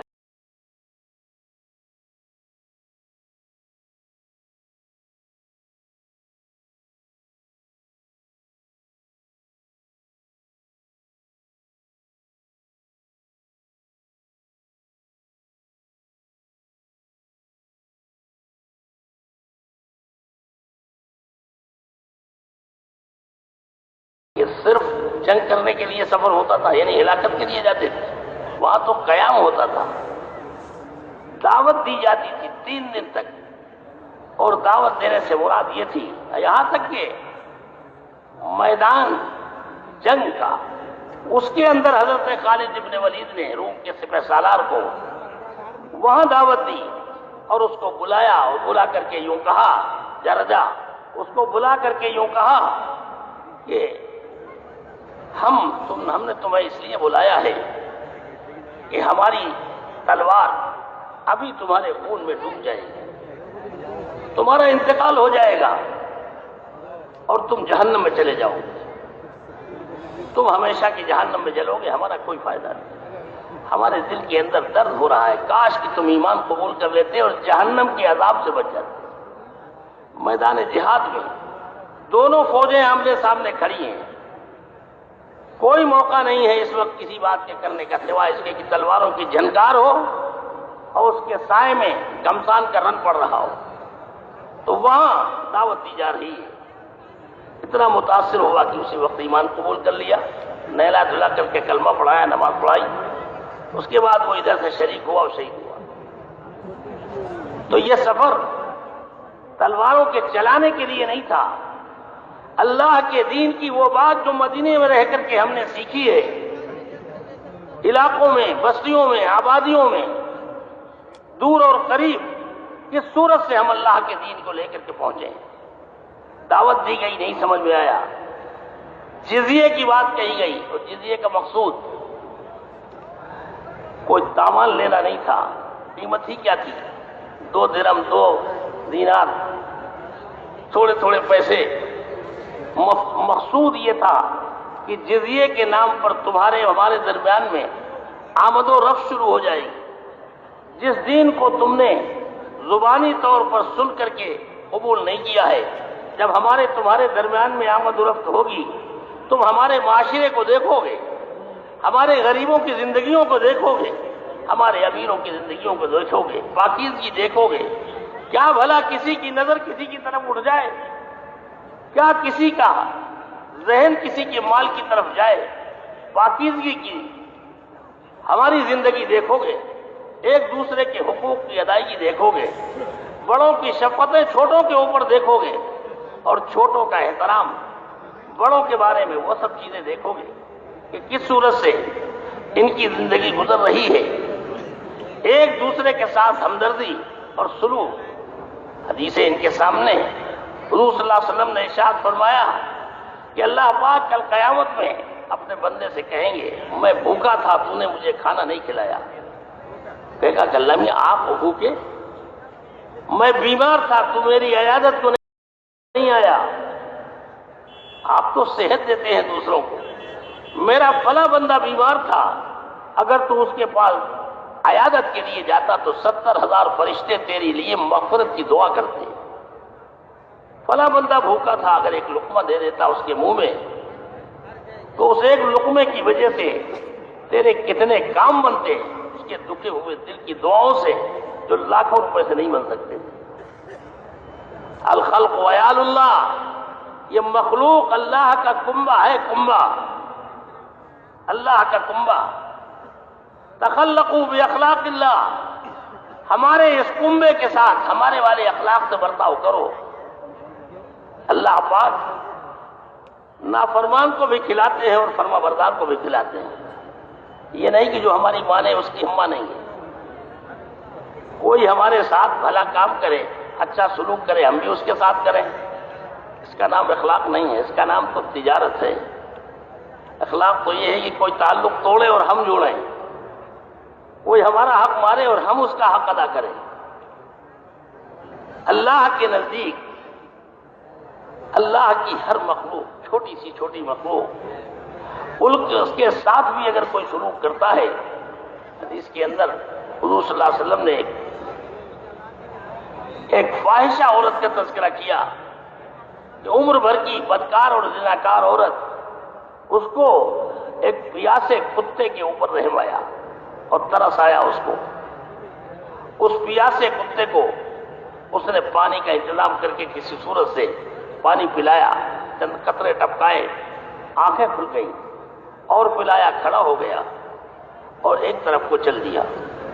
اللہ کو اتنی اس فاحشہ عورت کے اس فعل پر اللہ رب العزت کو اتنا ترس آیا کہ اللہ رب العزت نے اس فاحشہ عورت کے عمر بھر کے زنا کے گناہ معاف کر دیے، صرف ایک کتے کو پانی پلانے سے. تو جب اللہ کی اشرف المخلوقات گرے پڑے اللہ کے بندوں کے ساتھ حسن سلوک کا معاملہ کریں گے تو اس وقت اللہ کو ہمارے ساتھ، ہمارے اوپر کتنا ترس آئے. اے میرے بندے، اگر تو چاہتا ہے مجھے تو میں تجھے اپنے بندوں کے ٹوٹے ہوئے دلوں کے پاس ملوں گا، وہاں ملوں گا. یتیم کے سر کے اوپر ہاتھ رکھ دو، جتنے بال تمہاری ہتھیلی کے نیچے یتیم کے آئیں گے اتنے سارے گناہ تمہارے معاف کر دیے جائیں گے، اتنی نیکیاں لکھی جائیں گی. اللہ رب العزت، حضور صلی اللہ علیہ وسلم نے ارشاد فرمایا، میری امت کے غربا اور مساکین قیامت میں میری امت کے مال والوں کے لیے ذخیرہ ہیں، آخرت میں ذخیرہ. اللہ پاک میری امت کے غربا کو بلائیں گے اور اتنا قریب کریں گے، اتنا قریب کریں گے کہ اللہ کے اور ان کے درمیان میں کوئی پردہ نہیں رہے گا. اللہ پاک فرمائیں گے، میرے بندے میں نے تجھے غریب بنایا تھا. عرض کرے گا کہ اللہ آپ نے جو چاہا بنایا، لیکن غربت ہمارا اتنا بڑا جرم تھی کہ ہمارے مالدار رشتہ دار جو تھے وہ ہمیں اپنا رشتہ دار بتاتے ہوئے بھی کتراتے تھے، ہمارے سلام کا جواب دینا بھی پسند نہیں کرتے تھے کہ ایسا نہ ہو کوئی سوال کر لے. تو اللہ رب العزت نے فرمایا کہ میرے بندے، میں نے تجھے غریب اس لیے نہیں بنایا تھا کہ تو میری نگاہوں میں ذلیل تھا، میں نے تجھے اس لیے غریب بنایا تھا کہ تیرے ان مال والے رشتہ داروں سے 500 برس پہلے تو جنت کے اندر چلا جائے، آج تجھے اس کا بدلہ دے دیا جائے. تو یہ آخرت کا ذخیرہ ہے. بلکہ بعض جگہ تو یہاں تک ہے کہ جہنم کے اندر سے ہوتا ہوا گزر جا، دنیا کے اندر جنہوں نے بھی تیرے اوپر کرم کا معاملہ اور شفقت کا معاملہ کیا ہو، ہم تجھے اختیار دیتے ہیں ایسے لوگوں کو اپنے ساتھ لے کر کے جنت میں چلا جا. اس لیے دوستو اور بزرگوں، اب یہ زندگی صحابہ کرام رضوان اللہ علیہم اجمعین، یہ جو اللہ کے راستے میں نکل کر کے قیام کرتے تھے، ان کے آپس کے معاشرے اور تعلقات، جس چیز کو زبانی دعوت کے ذریعے سے قبول نہیں کیا تھا، اب عملی طور پر جب آ کر کے دیکھیں گے تو متاثر ہوں گے، تب اب آ کر کے قبول کریں گے. ورنہ اس کے بعد آخری درجہ تھا وہ جو تھوڑا سا آپریشن کا تھا. ورنہ پوری دنیا کے اندر اللہ کے دین کی سرسبزی اور شادابی، اس کے لیے صحابہ کرام رضوان اللہ علیہم اجمعین بھوکے ہیں، پیاسے ہیں، کسی بھی حال میں ہیں، زندگی کا ایک ایک لمحہ اللہ کے دین کی سرسبزی و شادابی کے لیے۔ ایک صحابی اللہ کے راستے میں چلے جا رہے ہیں، اونٹ کے اوپر سے گرے اور شہید ہو گئے۔ حضور صلی اللہ علیہ وسلم نے فرمایا کہ میرے اس امتی کی خبر لو، میرا امتی بھوک کی وجہ سے گرا ہے، بے ہوش ہوا ہے، اس کی موت ہوئی ہے۔ اٹھا کے لائے، کپڑے بدلے گئے تو دیکھا کہ پیٹ پر پتھر بندھے ہوئے تھے۔ انہوں نے عرض کیا کہ اللہ کے رسول کیا آپ سے انہوں نے بتایا تھا کہ ہم بھوکے ہیں؟ تو بتایا تو نہیں تھا، لیکن میں نے یہ دیکھا کہ جب یہ میرا امتی بھوک سے گرا ہے تو جنت کی حوریں جنت کا کھانا لے کر کے اس کا لقمہ بنا کر کے اس کے منہ میں دے رہی تھی۔ میں اسی وقت سمجھ گیا کہ میرا یہ امتی بھوک سے مرا ہے۔ کوئی بھی حال اللہ کے دین کے تقاضوں کو پورا کرنے سے روکنے والا نہیں تھا۔ کانت حیاتہم لحیات الدین، زندگی کا ایک ایک لمحہ اللہ کے دین کی سرسبزی و شادابی کے لیے تھا۔ جوانی ہو، بڑھاپا ہو، جوانی نوجوانی ہو، ہر حال میں زندگی کا ہر گوشہ اللہ کے دین کا تقاضا آ گیا تو اللہ کے دین کے لیے مرد تو مرد، عورتیں اپنے معصوم بچوں کو قربان ہونے کے لیے اللہ کے راستے میں بھیجتی۔ جاؤ، یا تو اللہ کا کلمہ بلند ہو یا پھر تم آگے بڑھتے جاؤ یہاں تک کہ تمہاری جان اللہ کے راستے میں کام آ جائے۔ ایک نوجوان بچے کو بھیجنا، اس کے بعد اس کی شہادت، ایمان والوں کو اللہ نے کامیابی عطا فرمائی۔ ان کا بچہ گرفتار ہو گیا، عیسائیوں نے بڑی پیشکش کی، عیسائیت کی، نہیں مانے تو ایک تلوار ماری ہاتھ کاٹ دیا، دوسری تلوار ماری دوسرا ہاتھ کاٹ دیا، دونوں پیر کاٹ دیے، پیٹ پھاڑ دیا، آنکھیں نکال لی، مسئلہ کر دیا لاش کا۔ ماں کو جب پتا چلا کہ ہم نے جس بچے کو بھیجا تھا اس بچے کا یہ حال ہوا ہے تو صحابہ سے آ کے کہا مجھے میرے بچے کے پاس لے چلو، میں اپنے بچے کو دیکھنا چاہتی ہوں کہ میرا بچہ کس حال میں ہے، اس کا آخری انجام میں دیکھنا چاہتی ہوں۔ اب صحابہ کرام رضوان اللہ علیہم اجمعین یہ پریشان کی ماں ہے، کیسے برداشت کریں گی؟ لیکن ان کا اصرار بڑھتا گیا اور کہا کہ تم گھبراؤ نہیں، ہم بے حال نہیں ہوں گے۔ اگر یہی ہوتا تو ہم اپنے بچے کو کاہے بھیجتے؟ ہم نے تو بھیجا اسی لیے اللہ کے دین کے کام آئے، بڑھاپے کے لیے ہمارا اللہ بہت کافی ہے، تم ہمیں لے چلو۔ لے گئے، لے جانے کے بعد اب ظاہر بات ہے جب ماں کے سامنے پردہ کپڑا ہٹایا گیا لاش پر، ہاتھ کہیں پیر کہیں پیٹ پھٹا ہوا، آنکھیں نکلی ہوئی، کیا گزری ہوگی اس ماں کے دل کے اوپر۔ اللہ اس ماں کی قبر کو نور سے منور فرما دے۔ کچھ بھی نہیں بولی، آنکھوں سے آنسو کا کوئی قطرہ نہیں گرا، جذب کر لیے، پی لیے آنسو۔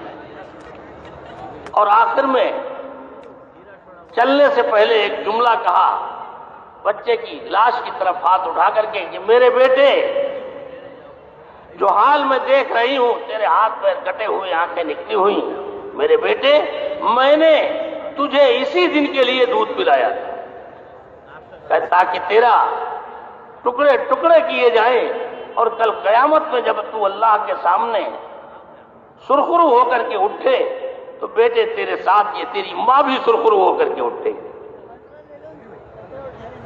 اس صورت سے دوستوں اور بزرگوں، صحابہ کرام رضوان اللہ علیہم اجمعین نے اپنا سب کچھ قربان کیا ہے۔ جو آیت میں نے پڑھی تھی قل ان کان آباؤکم وابناؤکم واخوانکم وعشیرتکم، سب کچھ اللہ کے نام کے اوپر قربان کر دینے کے لیے صحابہ کرام رضوان اللہ علیہم اجمعین، اللہ کے رسول صلی اللہ علیہ وسلم نے امت کی جو تربیت فرمائی تھی مزاج ابراہیمی پر، وان اتبع ملت ابراہیم حنیفہ، اے محمد صلی اللہ علیہ وسلم مزاج ابراہیمی پر اپنی اس امت کی تربیت کیجیے۔ اور مزاج ابراہیمی میں سب سے پہلے یقین کی بنیادوں کو درست کرنا، انی وجہت وجہی للذی فطر السماوات والارض حنیفا وما انا من المشرکین، ہر ایک سے رخ موڑ لیا۔ جبرائیل تم بھی اللہ کا غیر ہو، جب آئے ہیں آگ میں ڈالے جانے کے وقت میں مدد لے کر کے۔ کمال ایمان یہ ہے کہ آخری لمحات میں بھی جائز مدد آ رہی ہو، کمال ایمان یہ ہے کہ اس جائز مدد کی طرف بھی توجہ نہ کی جائے۔ ہمارے لیے ہمارا اللہ کافی ہے۔ جبرائیل تم بھی اللہ کا غیر ہو، اور ہم یہ کہہ چکے ہیں کہ آپ نے اپنی نگاہیں اللہ کے غیر کی طرف سے پھیر لی ہیں، لہذا تم جاؤ اپنا دھندا کرو۔ کہاں چلے آئے؟ ہمارے اور ہمارے اللہ کے بیچ میں ہمارے لیے ہمارا اللہ کافی ہے۔ اللہ نے بھی جب دیکھا ہمارے خلیل کا حال یہ ہے کہ کسی دوسرے کی طرف قلب ہی مائل نہیں ہو رہا، زبان تو بہت کچھ، ہمارے دوسرے کی طرف دیکھنا بھی گوارا نہیں، تو اللہ رب العزت نے بھی براہ راست آگ کو حکم دیا، یہ نہیں کہ بجھا دیا گیا ہو، آگ آگ رہے، آگ کے شعلے بلند ہوتے رہے، انگارے چمکتے رہے، آگ کی تمام تر خاصیت جلا دینے کی وہ باقی ہے۔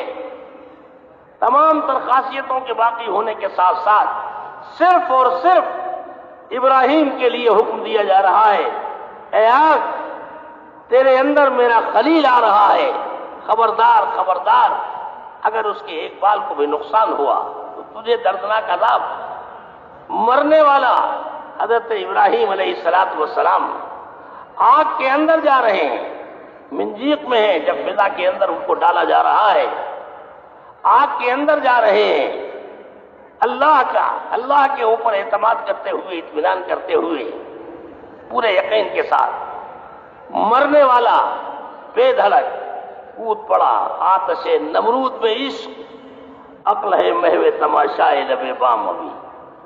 حضرت ابراہیم جا رہے ہیں بے دھڑک، مرنے والا مطمئن، اور موت آگ کا دوسرا نام جو جلانے والی، وہ کانپ رہی ہے تھر تھر، ایک بال بھی اگر جل گیا تو میری خیر نہیں۔ یہ ہے کمال ایمان پر اللہ پاک موت کو حیات سے بدلتے ہیں، مصیبت کو راحت سے بدلتے ہیں، فساد کو امن سے بدلتے ہیں، ذلت کو عزت سے بدلتے ہیں، کمال ایمان پر۔ اس کمال ایمان پر تربیت کرنے کے لیے حضور صلی اللہ علیہ وسلم کو حکم دیا گیا، وَأَنِ اتَّبِعْ مِلَّةَ إِبْرَاهِيمَ حَنِيفًا۔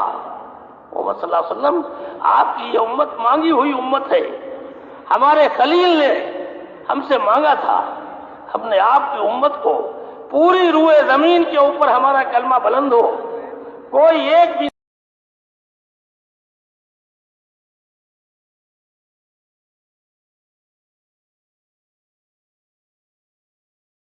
نافرمانی کرنے والا نہ بچے، ہم نے اس کے لیے ان کے اگر پھلوں کا رزق مانگا تو وہ بھی ہم نے دیا، ورنہ ایسا مانگا چٹیل میدانی ہلا کر کے رکھ دیا گیا، پھلوں کا سرسبز علاقہ ورنہ علاقہ طائف کے اندر اٹھا کر کے رکھ دیا گیا، پھلوں کا سرسبز علاقہ، وَارْزُقْهُم مِّنَ الثَّمَرَاتِ لَعَلَّهُمْ يَشْكُرُونَ، پھلوں کا رزق عطا فرمائیے، جس کو حضرت مولانا یسریٰ رحمۃ اللہ علیہ فرمایا کرتے تھے، بغیر کمائے دھمائے جیسے آپ جانوروں کو رزق دیتے ہیں، اس لیے کہ رزق کا تعلق کمانے سے نہیں ہے، رزق تو آپ دیتے ہیں، اور رزق ہر ایک کا مقدر ہو چکا ہے، وَفِي السَّمَاءِ رِزْقُكُمْ وَمَا تُوعَدُونَ وَكَأَيِّن مِّن دَابَّةٍ لَّا تَحْمِلُ رِزْقَهَا اللَّهُ يَرْزُقُهَا وَإِيَّاكُمْ وَهُوَ السَّمِيعُ الْعَلِيمُ۔ یہ جانور، چرندے پرندے درندے چوپائے دوپائے، کیا اپنا اپنا رزق اپنے کاندھے پر اور پیٹھ پر لادے لادے گھومتے ہیں؟ کوئی نہیں، سب کو وقت پر تنہا اپنی قدرت سے اللہ رزق دیتا ہے۔ جو اللہ ان جانوروں کو بغیر کمائے دھمائے رزق دیتا ہے، وہی اللہ ہے۔ انسان تجھے بھی رزق دیتا ہے، تیرا بھی پروردگار اللہ، تیرے گھر والوں کا ماں باپ کا بھی پروردگار اللہ، تیرے بیوی بچوں کا پروردگار اللہ، تیرے بیوی کے پیٹ میں جو بچہ بن رہا ہے اس کا پروردگار بھی اللہ، سب کو اپنی قدرت سے رزق دے رہا ہے۔ لہذا اب یہ امت جس کا لمحہ لمحہ مانگا ہوا اللہ کے دین کی خاطر، سبزی و شادابی کے لیے، اس کی تربیت کے لیے حضور صلی اللہ علیہ وسلم نے اپنا سب کچھ قربان کیا ہے۔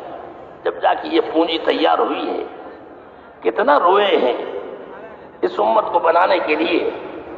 دنیا کے اندر کوئی نبی اتنا نہیں رویا ہے جتنا ہمارے نبی جناب محمد الرسول اللہ صلی اللہ علیہ وسلم اپنے امت کے لیے اتنا روئے ہیں۔ لعلک باخع نفسک الا یکونوا مؤمنین، اے محمد صلی اللہ علیہ وسلم، کیا آپ رو رو کر کے ہلاک کر دیں گے اپنے آپ کو؟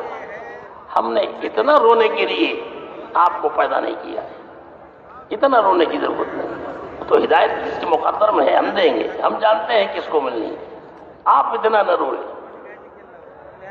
دن ہو یا رات، کون سا ایسا لمحہ ہے حضور صلی اللہ علیہ وسلم کا جو امت کے غم سے خالی ہے؟ صحابہ خود فرماتے ہیں آخری وقت میں حضور صلی اللہ علیہ وسلم کے جسم کے اندر سوائے ہڈی چمڑا خون کے کچھ نہیں رہ گیا تھا، سب کچھ بھلا دیا تھا اپنا۔ اور فکر اگر کسی چیز کی ہے تو آخر وقت میں بھی میری امت کو ذرا پردہ تو ہٹاؤ، عائشہ رضی اللہ تعالیٰ عنہ، ذرا پردہ تو ہٹاؤ، آخر وقت میں اپنی امت کو دیکھتا جاؤں کہ میری امت کا کیا حال ہے۔ آخر وقت میں اگر کوئی آرزو ہے اور تمنا ہے، حضور صلی اللہ علیہ وسلم نے فرمایا مجھے جتنا ستایا گیا ہے اس راستے میں کسی بھی نبی کو اتنا ستایا نہیں گیا ہے، جتنی تکلیفیں برداشت کی ہیں۔ ایک مرتبہ حضرت عائشہ صدیقہ رضی اللہ تعالیٰ عنہ نے پوچھا تھا کہ اللہ کے رسول، آپ فرماتے ہیں کہ سب سے زیادہ مجھے ستایا گیا ہے، وہ کون سا دن ہے کہ جس دن سب سے زیادہ آپ کو اذیت دی گئی؟ فرمایا حضرت عائشہ صدیقہ رضی اللہ تعالیٰ عنہ سے کہ عائشہ، جس دن طائف کے میدان میں تیری قوم کے جوانوں نے میرے اوپر پتھر برسائے، وہ دن میرے اوپر بڑا سخت تھا، میں تھک ہار کے بیٹھ جاتا، تیری قوم کے نوجوان میرے بغل میں ہاتھ ڈال کے کھڑا کرتے اور دھکا دے کر کے پھر چلاتے اور پھر پتھر مارتے۔ اللہ کو جلال آیا، پہاڑوں پہ فرشتے بھیج دیے گئے۔ وہ تو حضور صلی اللہ علیہ وسلم کی دعا اپنے اوپر سب لے لیا، جو حق تھا اللہ وہ ادا نہیں ہوا، لیکن اگر بدلہ لینا میں شروع کر دوں گا، آپ نے مجھے رحمت للعالمین بنایا ہے، تو پھر دنیا کے اندر معاف کرنے والا کون آئے گا؟ ان کے لیے دعا مانگی، یہ نہیں تو ان کی نسلیں ایمان لائیں گی اور پھر ان سے تیرے دین کا کام چلے گا۔ وہ دن میرے اوپر سب سے زیادہ سخت تھا کہ اللہ نے پہاڑوں کے فرشتوں کو بھیج دیا تھا۔ تو حضور صلی اللہ علیہ وسلم کے دعا کے نتیجے میں تو میں یہ عرض کر رہا تھا، حضور صلی اللہ علیہ وسلم کے خون اور قطرات سے یہ امت بنی۔ حضرت ابراہیم علیہ السلام کے مزاج پر، ان کے والے طریقے پر اس امت کی تربیت کی حضور صلی اللہ علیہ وسلم نے، اور مشرق سے مغرب تک اور شمال سے جنوب تک صحابہ، نحن سام من اسام اللہ، اے اللہ کے رسول، ہم تو اللہ کے تیروں میں سے ایک تیر ہیں، آپ جہاں چاہیں جیسے چاہیں ہمیں بھیج دیں، ہمیں کوئی عذر نہیں ہوگا۔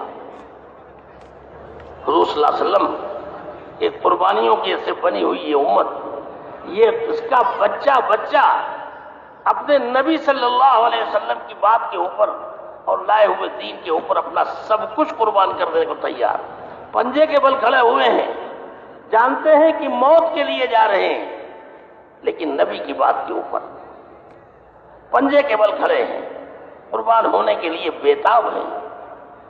یہ امت کی تربیت اس انداز پر کی تھی اللہ کے رسول صلی اللہ علیہ وسلم نے کہ زندگی کا سب کچھ اللہ کے رسول صلی اللہ علیہ وسلم کی بات کے اوپر قربان۔ بے چینیوں کی وجہ سے ایک صحابی حضور صلی اللہ علیہ وسلم کے پاس آئے کہ اللہ کے رسول، دنیا کے اندر جب ہم لوگ بے چین ہوتے ہیں، جب بے چین ہوتے ہیں ہم لوگ، آپ کی آ کر کے زیارت کر لیتے ہیں، ہماری بے چینی ختم ہو جاتی، سکون مل جاتا ہے۔ قیامت کا دن، حساب و کتاب کا دن، بے چینی کی انتہا کا دن ہوگا۔ آپ تو جنت الفردوس میں ہوں گے اور ہم لوگ وہ بے چینی کا جب انتہا ہوگی اس دن ہم آپ کو کہاں دیکھیں گے، کہاں پائیں گے، کہاں زیارت ہوگی آپ کی؟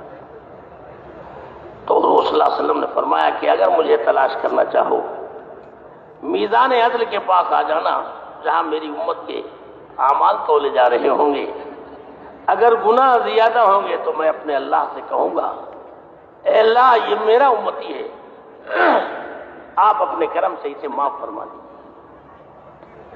وہاں نہ ملوں تو حوض کوثر پہ آ جانا، اپنی امت کے پیاسوں کو پانی پلا رہا ہوں گا۔ وہاں نہ ملوں تو پل صراط کے اوپر آ جانا، جہنم کے آنکڑے میری امت کے گنہگاروں کو اپنی طرف کھینچ رہے ہوں گے، اور میں ان کے لیے اللہ سے التجا کر رہا ہوں گا تیرا وعدہ ہے کہ آپ مجھے راضی کریں گے، اور اے اللہ میری رضا اس بات میں ہے کہ میرے اس امتی کو معاف کر دیا جائے۔ ایک ایک کے لیے مقام محمود لایا جائے گا۔ نبی امی تشریف رکھیں، جنت میں تشریف لے چلیں، ہاتھ رکھ لیں گے اور عرض کریں گے کہ اے اللہ آپ کا کرم ہے، جو اعزاز آپ نے بخشا ہے، لیکن اگر میں جنت میں چلا جاؤں گا میرے بعد میری امت کا کیا بنے گا؟ اس لیے اللہ یہ تیرا کرم ہے کہ جو کچھ تو نے اعزاز بخشا، میری امت جائے گی میں بھی جاؤں گا۔ اس کے بعد سجدہ کریں گے حضور صلی اللہ علیہ وسلم، 6 دن کا لمبا سجدہ۔ ایسی حمد و ثنا کریں گے اللہ کی کہ آج تک کسی نبی ولی نے ایسی حمد و ثنا نہیں کی ہے۔ ایسی حمد و ثنا کریں گے، آخر اللہ کی طرف سے آواز آئے گی نبی امی سر اٹھائیں، مانگے، جو کہیے گا پورا کیا جائے گا، جو سوال کیجئے دیا جائے گا، سر اٹھائیے۔ حضور صلی اللہ علیہ وسلم اس وقت سر اٹھائیں گے تو آپ کا چہرہ آنسو میں ڈوبا ہوا، سر اٹھائیں گے۔ اسی وقت ادھر حضرت عثمان رضی اللہ تعالیٰ عنہ اپنا خون میں ڈوبا ہوا کرتا لے کر کے اللہ کے سامنے کھڑے ہوں گے، اے اللہ ہمیں بتایا جائے کہ ہمیں کس جرم کے اندر شہید کیا گیا ہے۔ اللہ رب العزت فرمائیں گے جاؤ مغفرت کر دی۔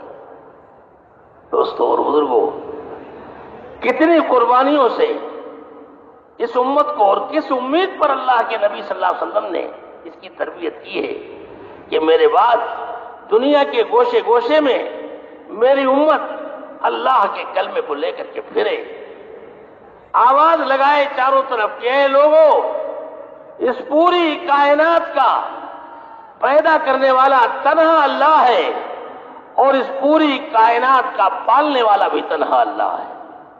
تمہارے تمام مسائل، تمام حاجتیں، تمام ضرورتیں اسی ایک اللہ سے جڑی ہوئی ہے۔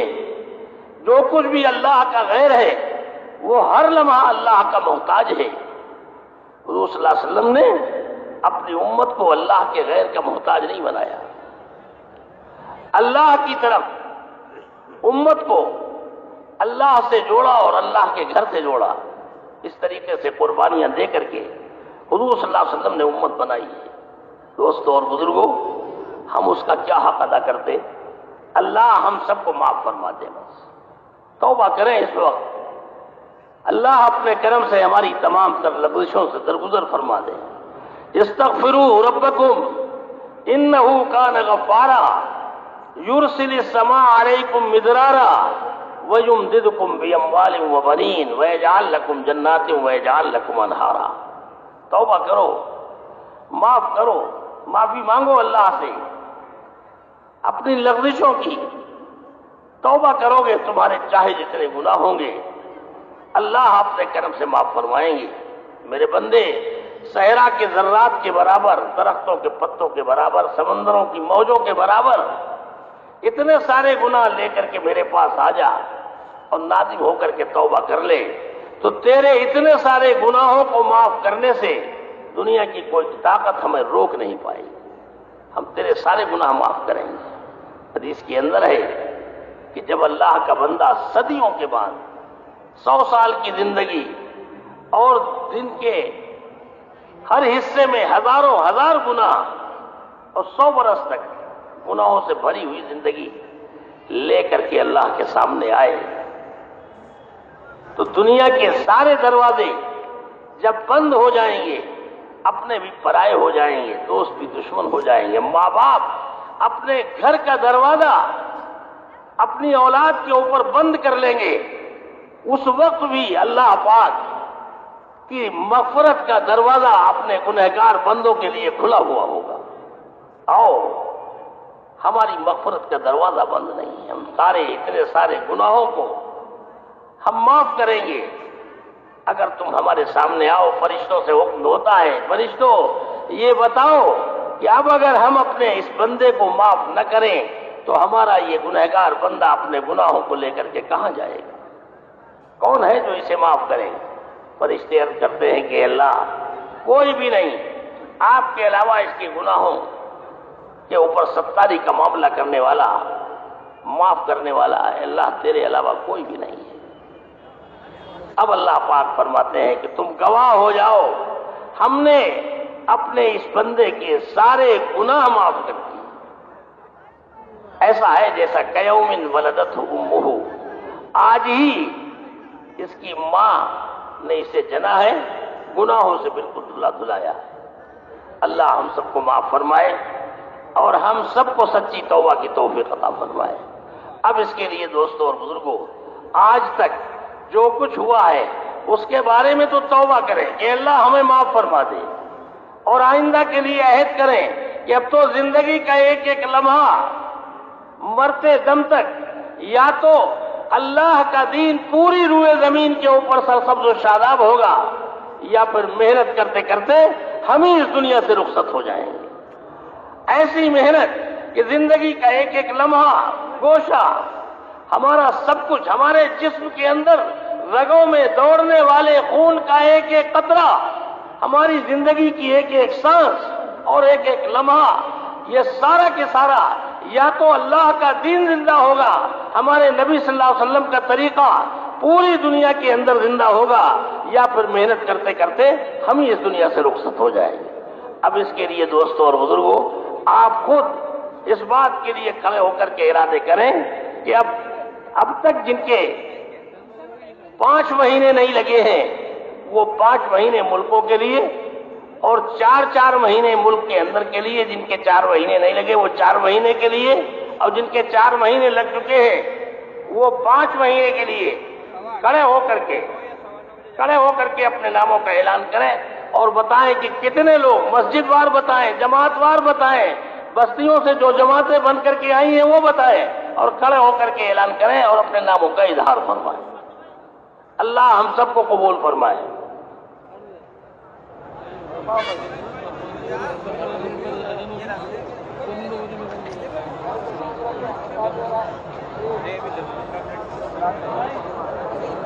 بتائیں بھائی، بتائیں۔ ماشاء اللہ، اللہ قبول فرمائے۔ بیٹھے ارے صرف وہ ہوں جو لکھنے والے ہیں یا لکھانے والے ہیں۔ محمد رحمان صاحب کہاں کے؟ اللہ تعالیٰ قبول فرمائے۔ اور فرماؤ بھائی، ماشاءاللہ ماشاءاللہ۔ اور بولو بھائی، جی بولو، نام بولو۔ شاہد بھائی کہاں کے؟ ماشاءاللہ، اللہ قبول فرمائے۔ اور فرماؤ بھائی، 5 مہینے صاحب محمد طلحہ صاحب کہاں کے؟ محمد عرفان صاحب کہاں کے؟ جے پور کے، اللہ تعالیٰ قبول فرمایا۔ بھائی مسجد وار بولو، بولتے رہے بھائی، بولتے رہے۔ شہر کی مسجدوں سے اور بھائی بولتے رہو، اور موقع دیا جائے گا اپنی ضرورت پوری کرنے کا۔ اس کو ریموو کیجیے۔